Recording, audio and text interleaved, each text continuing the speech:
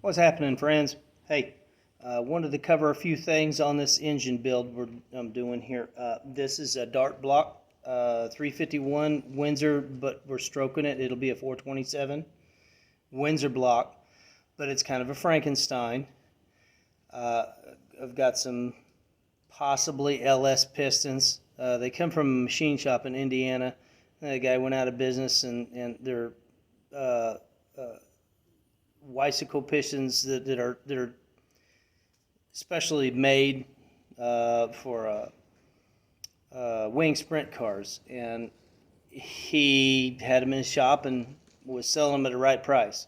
So I got a $1,500 set of pistons at a real good price. So I'm insisting that they work in this thing, and to do so, I had to go with a big block Chevy rod. Custom-made bushings for the wrist pins, and the wrist pins are standard Chevy wrist pin. The crankshaft is rod journals, are standard Chevy rod journals. We got Cleveland mains.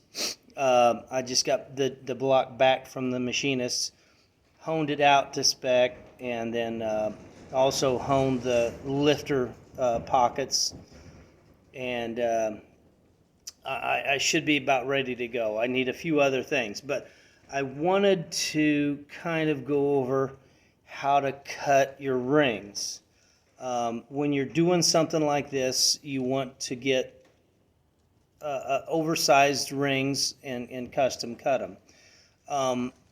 That will allow you to get maximum performance, because a ring gap if you just buy a standard set of rings for, say, a 400 Chevy, which is a 4.125 bore, they're going to be, gapped 30 thousandths. You just don't, I mean, you can check it, right? But these are all oversized. So when I put them down in here, they overlap the other side. And that way you cut it to what the book says to cut them to. These are Hastings rings, and Hastings says that if you got a 4.125 bore, so there's a certain circumference on the ring, and all metal, as we know, grows as it heats up and shrinks when it cools.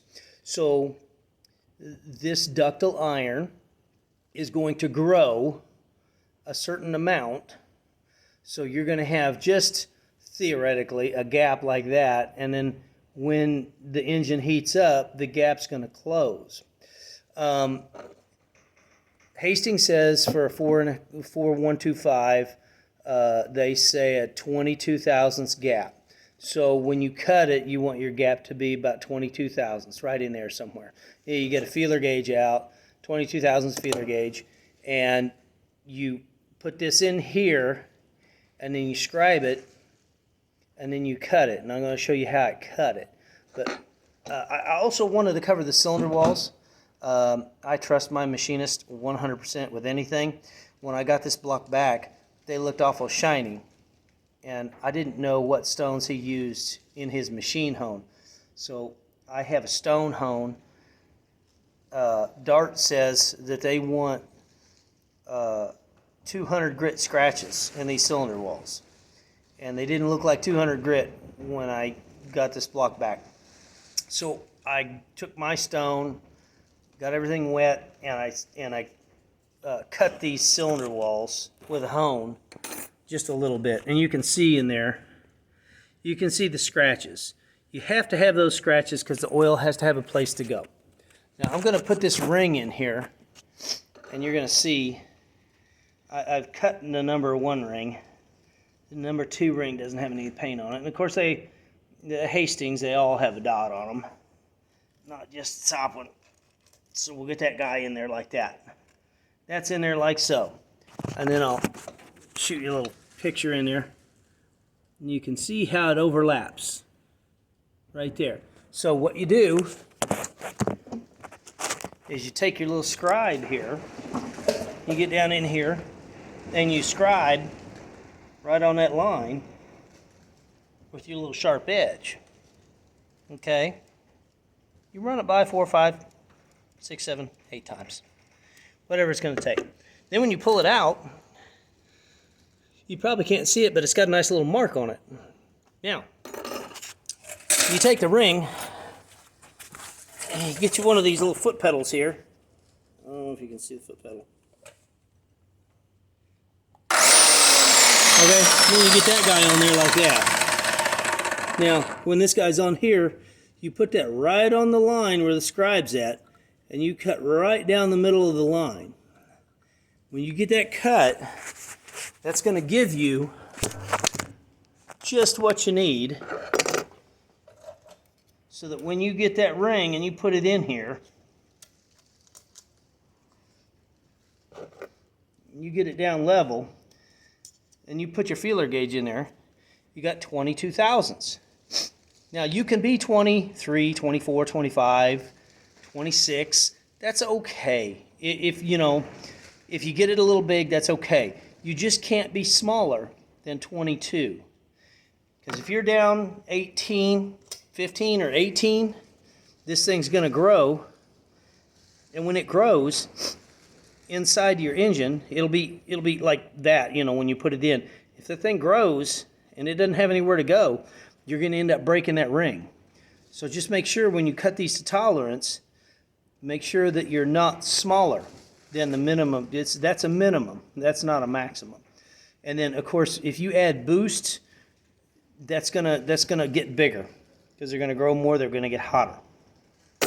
So that's a little tip or trick on how to cut rings, how to do it properly. Cylinder wall preparation on a hard block is important. The oil has to have somewhere to go, and on a harder block, you want to use a deeper groove, a deeper cut, a 200 grit instead of a 400 or an 800. Just a ball hone is usually 400 to 800 grit. If you use a stone, you order 220 grit stones, or just order the whole hone that's specified for 220 grit. It's already got the stones on it. Soak it in some kerosene, run it up and down there for 15, 20 seconds. Just scratch that up. That's all you have to do. You don't have to make it bigger. You just got to add scratches. That way your oil has someplace to go. And I can't stress enough how important it is to make sure you use ductile iron rings. I tried other rings and other shit, and they're junk. They're garbage. Just go with the old school ductile iron. They'll cut in. You won't burn oil, and you won't have any problems with your shit. Because the new stuff doesn't cut in, and you got to dump scouring powder in the engine, and it's a whole mess. So if you have any questions, put them up. I'm going to make something else on proper rod placement, because when you're doing high performance and you have like an Eagle crank, they've got tapers on the crank, and the rods go on a certain way. It's not square the way you think. So have a good one. Post any questions if you have them.